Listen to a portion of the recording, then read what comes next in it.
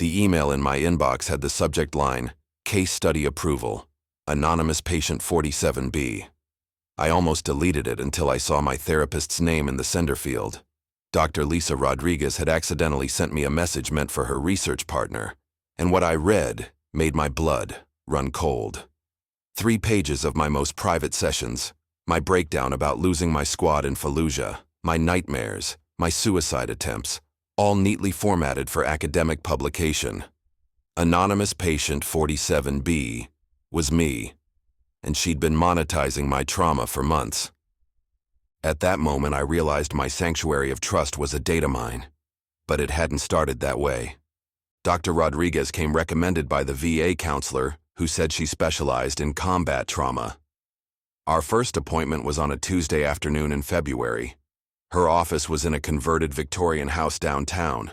Nothing fancy, but it felt different from the sterile government buildings I was used to. She met me in the waiting room herself, shook my hand, and walked me back to her office. "Call me Lisa," she said. "We're going to be working together for a while." The first few sessions established a pattern that won me over completely. I barely said anything during our initial meeting, just sat in the leather chair across from her desk and answered questions with yes or no responses. She didn't push.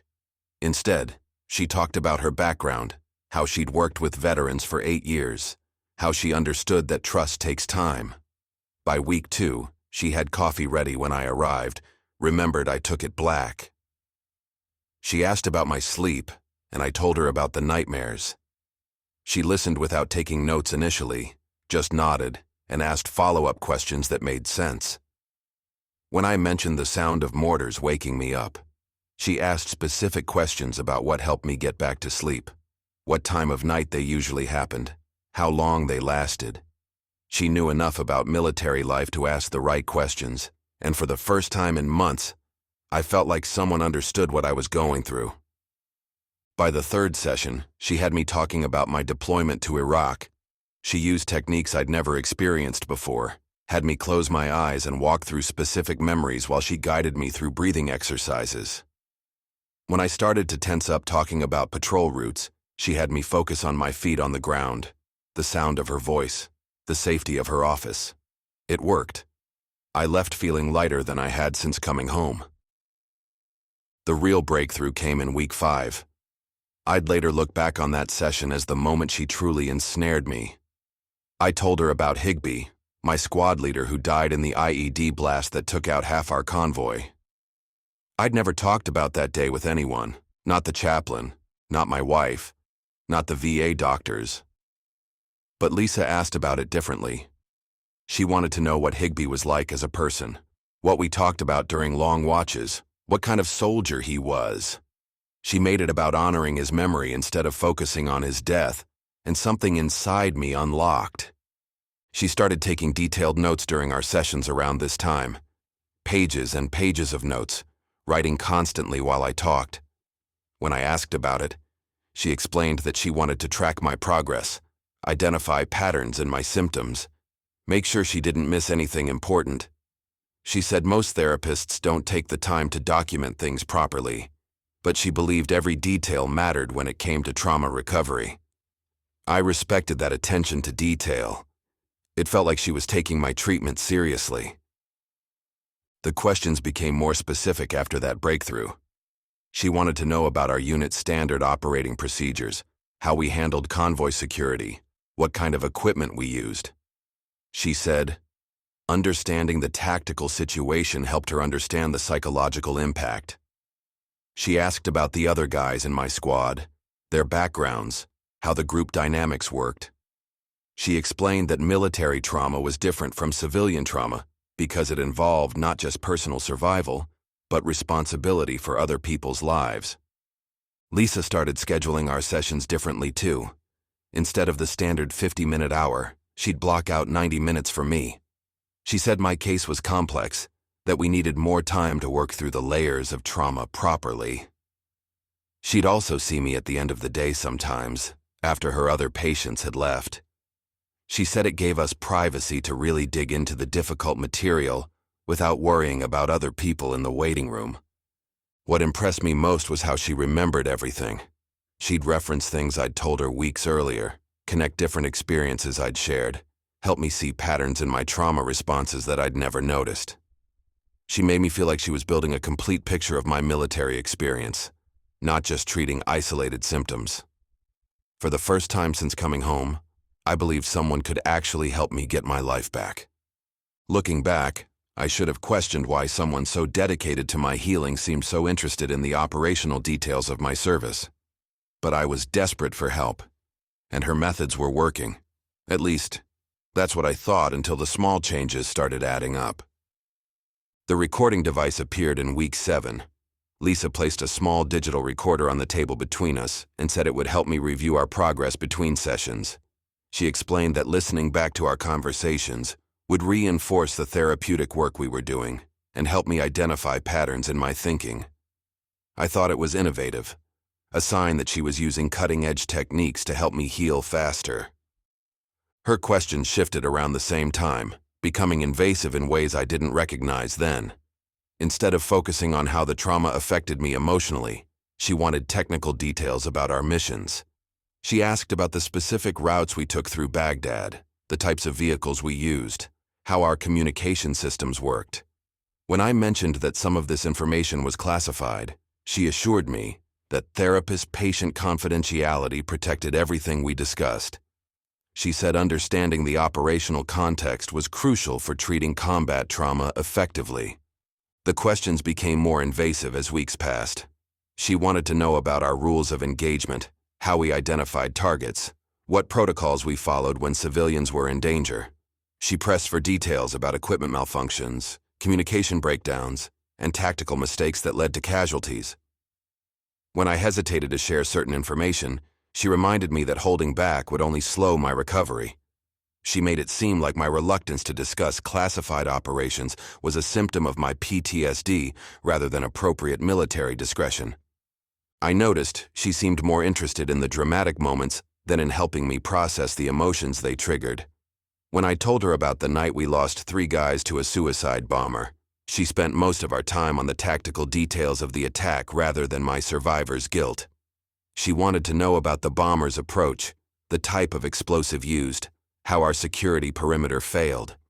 She took extensive notes during these discussions, filling page after page with technical information that seemed unrelated to my emotional healing. Lisa began manipulating our sessions in subtle ways that isolated me from normal therapeutic practices. Our schedule became irregular, with appointments at odd hours when the building was empty. She said these times worked better for intensive trauma work because we wouldn't be interrupted. But I realized later that these unusual appointments meant other patients never saw me coming or going. She was isolating me from anyone who might compare notes about her treatment methods. She actively discouraged me from talking to other veterans about my experiences. When I mentioned joining a support group at the VA, she said, group therapy could interfere with our work by introducing other people's trauma responses into my healing process. She convinced me that sharing my experiences with other veterans would contaminate my recovery and potentially trigger setbacks. She positioned herself as the only person qualified to help me work through my specific trauma.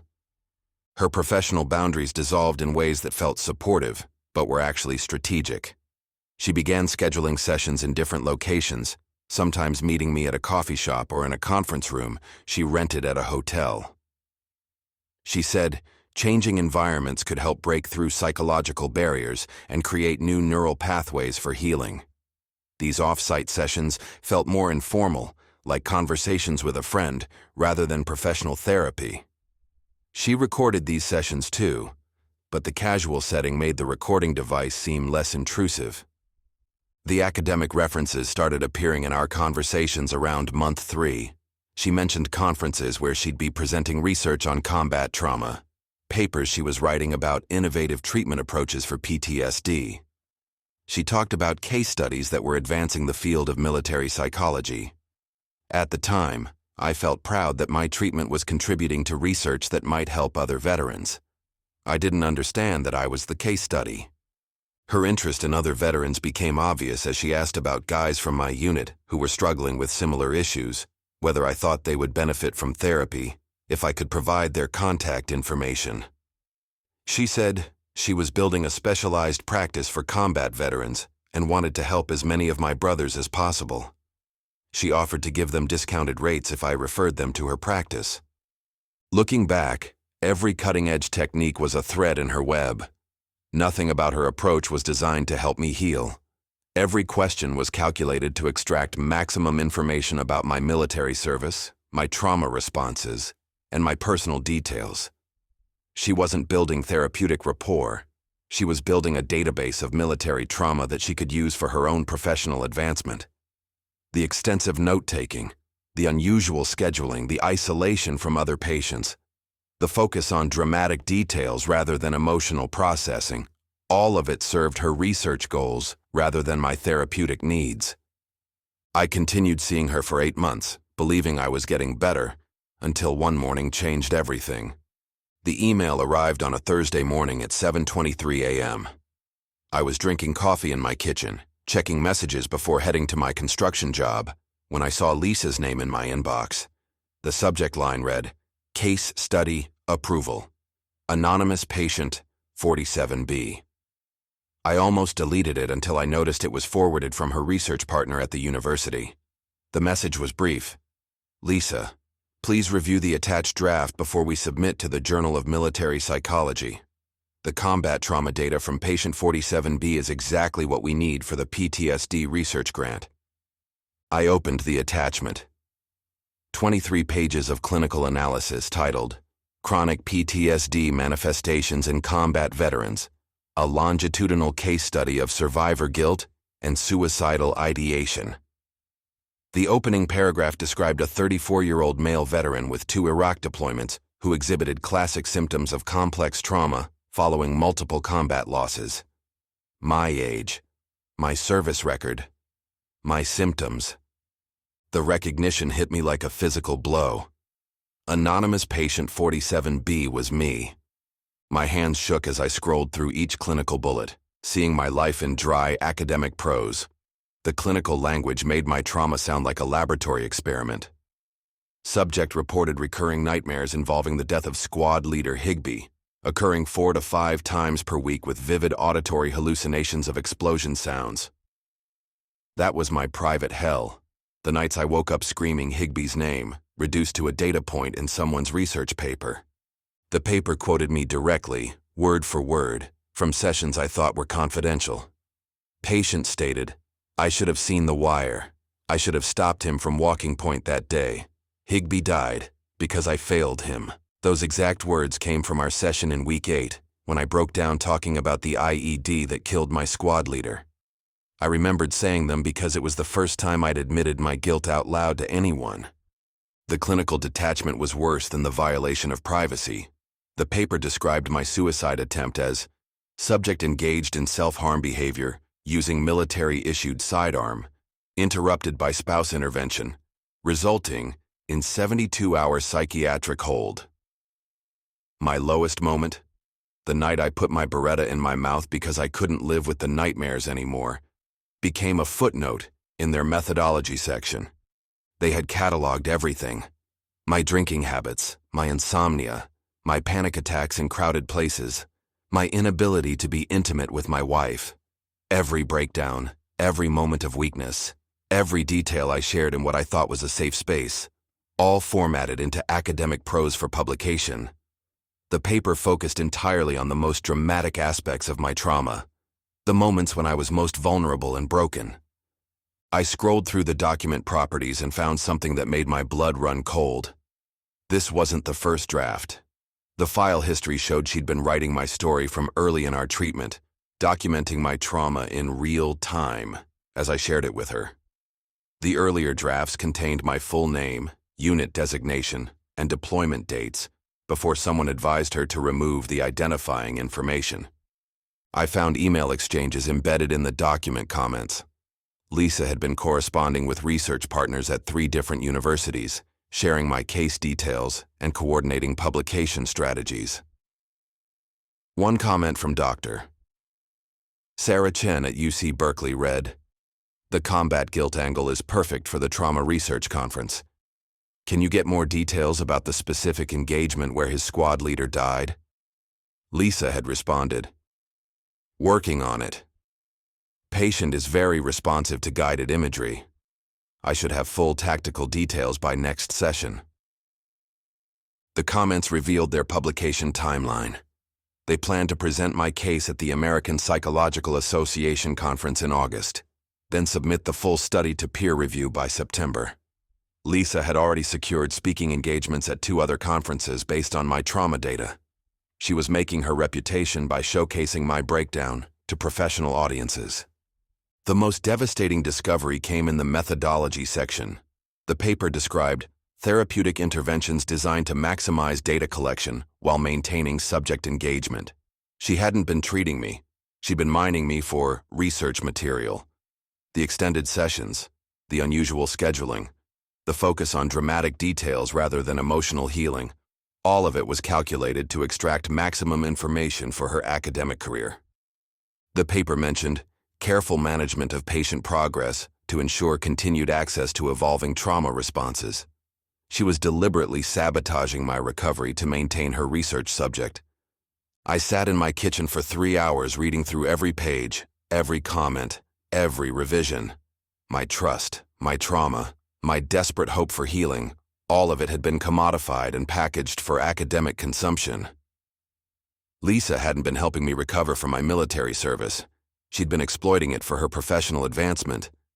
But this was just the beginning. I needed to know how deep this went. I spent the next 3 days researching Lisa Rodriguez like I was preparing for a combat mission. The military taught me how to gather intelligence methodically, and I applied those same skills to uncovering the scope of her deception. I started with her professional background, searching academic databases and professional licensing boards for any information about her research activities and patient practices. Her publication history revealed a disturbing pattern. Over the past 5 years, she had authored 14 peer-reviewed papers, all focused on military trauma and PTSD treatment. The papers shared similar methodologies and data collection techniques, suggesting she was using the same approach with multiple patients. Each study claimed to use anonymous case subjects, but the details were specific enough that anyone familiar with the cases could identify the individuals involved. I found conference presentations dating back 3 years where she had presented my case to professional audiences. The American Psychological Association annual conference featured her presentation titled Breakthrough Techniques in Combat PTSD Treatment, a Case Study Approach. The abstract described her work with a veteran who had lost multiple squad members in IED attacks. She had been entertaining professional audiences with my trauma since our 6th session together. She'd advertised in VA newsletters, a hunting ground for wounded soldiers. Her website prominently featured testimonials from combat veterans, claiming exceptional success rates with PTSD treatment. She was systematically targeting the most traumatized veterans, those desperate for help and willing to share their most private experiences. The digital investigation proved more shocking than I expected. Through a veteran friend who worked in cybersecurity, I discovered that Lisa stored patient recordings on an unsecured cloud server. The files were organized by patient initials and contained complete session recordings dating back 2 years. My files alone contained over 40 hours of recorded sessions, including the off-site meetings she had conducted at coffee shops and hotel conference rooms. But that wasn't the worst part. I uncovered dozens of other veterans' data alongside mine, each folder containing hours of intimate therapy sessions that these men had believed were confidential. The server contained files for at least 30 different patients, all military veterans, all organized by their trauma types and deployment histories. She had folders labeled Iraq Combat, Afghanistan IED, and Sexual Trauma, each containing multiple patient files with their most private moments cataloged and cross-referenced. Some recordings dated back 3 years, meaning she had been systematically recording and storing veteran therapy sessions since she started her practice. The insurance fraud became obvious once I examined the billing records. Lisa had been charging my insurance company for experimental treatments and specialized PTSD protocols that didn't exist in standard therapeutic practice.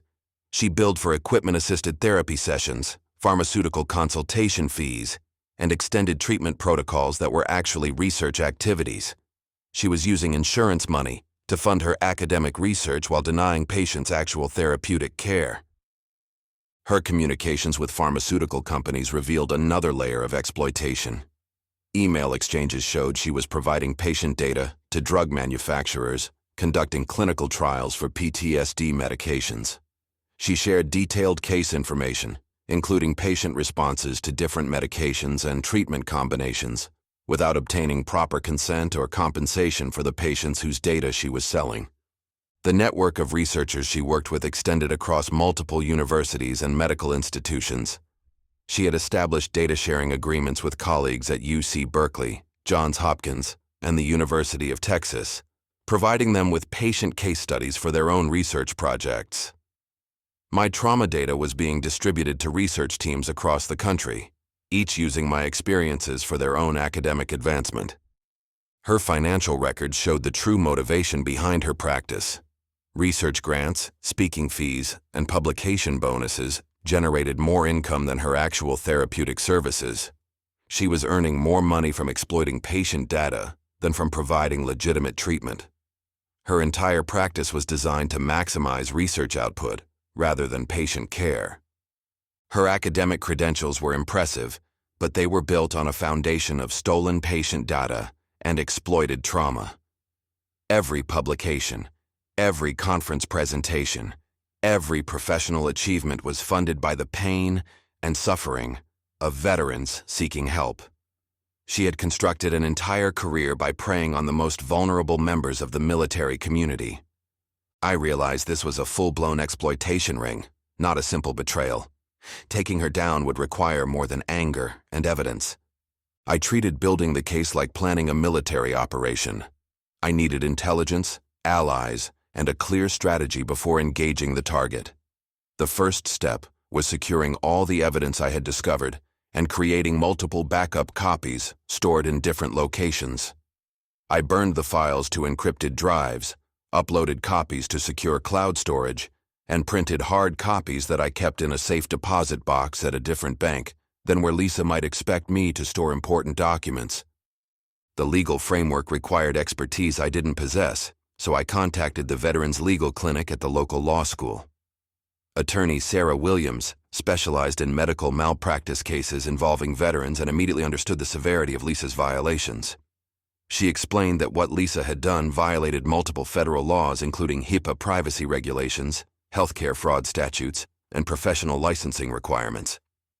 Sarah agreed to take my case pro bono and began documenting everything according to legal standards that would hold up in court. When she confirmed the federal violations, I felt something I hadn't experienced in months: genuine hope that justice was possible. For the first time since reading that accidental email, I knew I wasn't fighting this battle alone. The cybersecurity investigation required professional help. My friend Jake, who worked for a defense contractor, connected me with a forensic digital analyst who specialized in healthcare data breaches. The analyst, Maria Santos, discovered that Lisa's unsecured cloud storage contained files from over 50 patients, not just veterans. The recordings and notes were stored without encryption or access controls, violating basic data security requirements that healthcare providers are required to follow. Maria's analysis revealed that Lisa's computer systems had been accessed by unauthorized users multiple times over the past year. Research partners at universities and pharmaceutical companies had direct access to patient files through shared network drives. The digital forensics showed exactly when files were accessed, who accessed them, and what information was copied or downloaded. This evidence proved that patient data was being distributed without consent to third parties for commercial and academic purposes. With support from veteran networks and federal investigators, I assembled proof of her crimes. Finding other victims proved easier than I expected through veteran support groups Lisa had targeted for recruitment. Within 2 weeks, I had identified 6 other veterans who described identical treatment patterns, including excessive note-taking, unusual session scheduling, and intrusive questions about classified military operations. Each veteran had experienced the same manipulative techniques Lisa used on me. She isolated them from other support systems, discouraged them from seeking additional help, and focused on extracting dramatic trauma details rather than providing therapeutic care. The state licensing board investigation took an unexpected turn when I contacted them about Lisa's violations.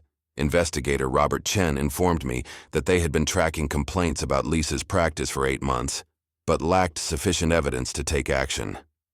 Previous complaints had been dismissed because patients couldn't prove their allegations or provide documentation of misconduct. My evidence file gave them everything they needed to launch a formal investigation. Professional testimony came from Dr. Michael Rodriguez, a psychiatrist who specialized in military trauma treatment at the VA hospital.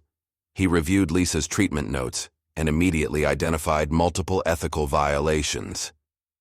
Dr. Rodriguez explained that Lisa's approach violated basic therapeutic principles and appeared designed to prolong treatment rather than help patients recover. He agreed to testify about professional standards and the harm caused by Lisa's exploitation of vulnerable veterans. Federal investigators from the Department of Health and Human Services became involved when the scope of Lisa's healthcare fraud became apparent. Special Agent Thomas Lee explained that billing insurance companies for fake treatments while conducting unauthorized research constituted federal fraud. The investigation expanded to include Lisa's research partners and the institutions that had benefited from patient data obtained through deceptive practices. After 3 months of investigation, I had assembled a comprehensive case file that documented not just Lisa's individual crimes, but the systematic failure of oversight systems that allowed her to exploit veterans for years. The evidence was overwhelming, the legal team was ready, and federal investigators were preparing to move. But before any of that happened, I wanted to look her in the eye and let her know that I knew exactly what she had done to me. I scheduled our next appointment for Tuesday at 4 p.m. Walking into her office that Tuesday felt different. Lisa greeted me in the waiting room like always, smiled, and asked how my week had been. I followed her back to her office, sat in the same leather chair I'd occupied for 6 months, and waited for her to get settled with her notepad and pen. She had no idea what was coming. "So how are the nightmares?" she asked, clicking her pen and preparing to take notes like she had done dozens of times before. I reached into my jacket pocket and pulled out the printed email with her research paper attached. I placed it on the table between us, right next to her digital recorder. "Anonymous Patient 47B, I said, watching her face change as she recognized the document. "That's me, isn't it?" Her pen stopped moving. The color drained from her face, but she recovered quickly. "I'm not sure what you're referring to," she said, glancing at the papers without picking them up. "Patient confidentiality prevents me from discussing any research activities that might involve case studies." I opened the document to page 7 and started reading her own words back to her. Subject reported recurring nightmares involving the death of squad leader Higbee, occurring 4 to 5 times per week, with vivid auditory hallucinations of explosion sounds. I looked up at her. "Those are my exact words from our session 3 weeks ago." She set down her pen and folded her hands in her lap. "Research is a standard part of therapeutic practice," she said, using the same calm voice she used during our sessions. "Case studies help advance treatment methods for other veterans. Everything is properly anonymized according to professional standards." My full name was in the earlier drafts, I said, pulling out printed copies of the document history. Version 3 has my unit designation, deployment dates, and my wife's name. You only removed the identifying information after someone told you to. Lisa leaned forward, switching to the therapeutic tone I knew too well. "You're feeling betrayed right now, and that's understandable. Trauma survivors often experience paranoid thoughts and feelings of persecution. What you're interpreting as exploitation is actually cutting-edge research that will help thousands of veterans like yourself."